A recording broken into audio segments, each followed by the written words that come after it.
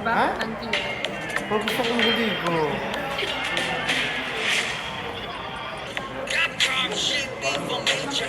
Same video.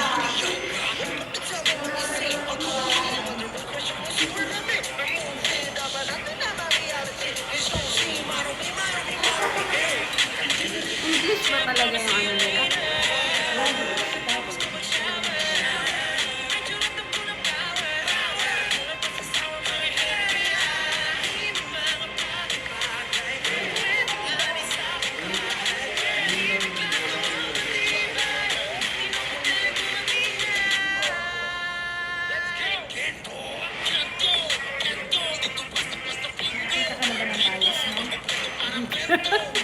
Bias agad?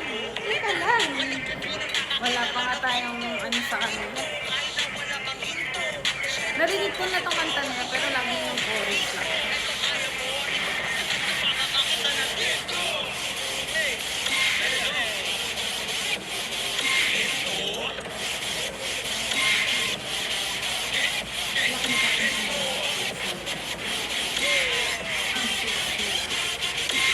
Meron.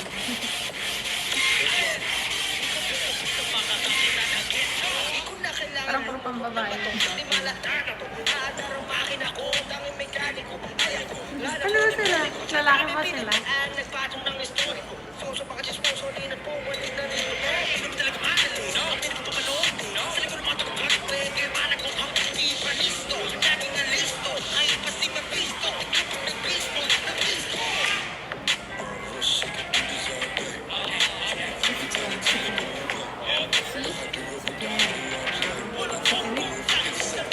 Siya yung ano natin.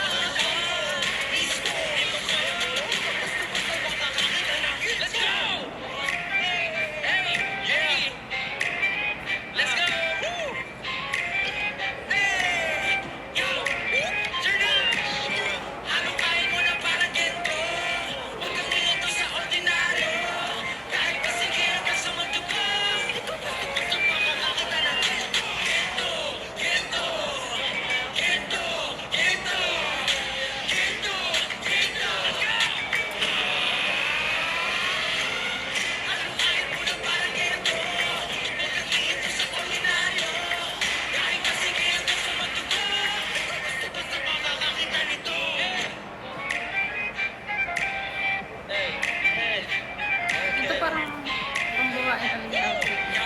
Sino to? Assistant.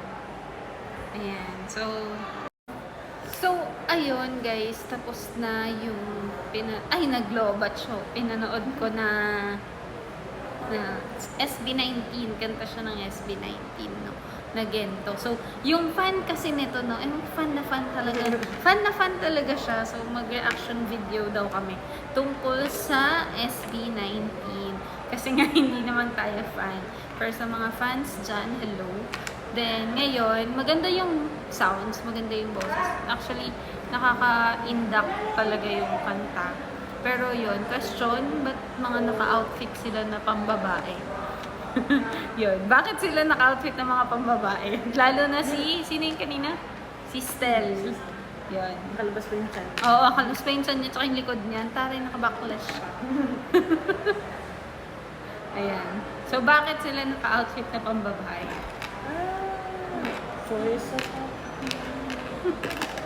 Choice of outfit nila. No, so, choice of outfit nila. So, Stylist din. sa stylist. So, siguro binagay din nila yung kanta dun sa outfit.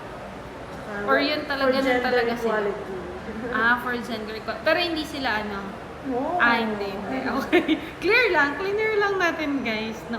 Meron akong isang nagustuhan na boses. Sino yun? Sino ba dito yun?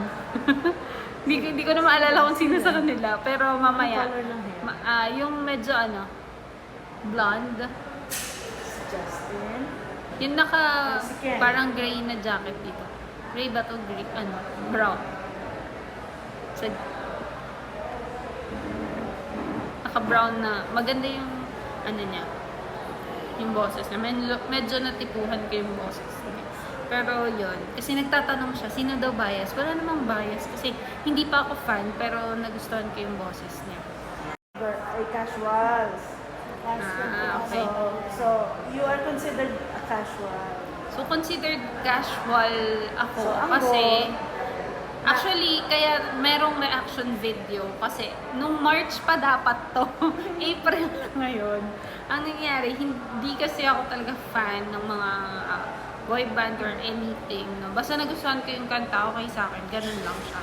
Pero siya, fan na fan siya. And ang goal niya is ma-convert niya ako within 30 days sa tawag sa mga fans ng SB19. Maging 18. So sabi ko, malabo kasi hindi nga ako totally fan talaga ng mga boy band or anything. Basta nagustuhan ko yung kanta, nagustuhan ko yung beat, yan, okay sa akin yan. Ganun ako. So ngayon, tingnan natin kung mako-convert niya ako sa pagiging 18. So, nagsisimula na kami sa mga reactions video namin. And abangan nyo kasi marami pang susunod. Pero for now, okay yung music nung Gento. Naririnig ko na kasi siya sa mga bata kinakanta siya or naririnig ko na siya sa TikTok, sinasayaw din siya. So, medyo familiar na ako dun sa kanta. Pero hindi dun sa whole music video. Pero maganda yung music video nila. Approve naman. Pero konti pa, hindi pa yun yung beat na hinahanap ko. Hindi pa yun yung beat na siguro fan ako. Ganyan. So, yun lang. So, see you guys sa next video natin, sa next reaction video natin. Tingnan natin kung ano naman yung next na ipaparinig sa akin ni Ate Kat kasi hindi pa ako nakakarinig ng mga music ng SB19 except sa Gento. Narinig ko na talaga. Narinig ko na siya sa mga other music videos or other TikToks. So, yan. Sa mga 18, tama ba? Meron kayong isang dito, member na nagkakalat at porsigidong magkalat ng lahi nyo. Ayan. So, see you. And maraming salamat, guys. Don't forget to follow us, subscribe on our YouTube channel. So, lalagay namin yung link dyan. So, follow nyo kami para mapanood nyo pa yung mga next reaction videos ko tungkol sa SP19. So, yun lang. Bye!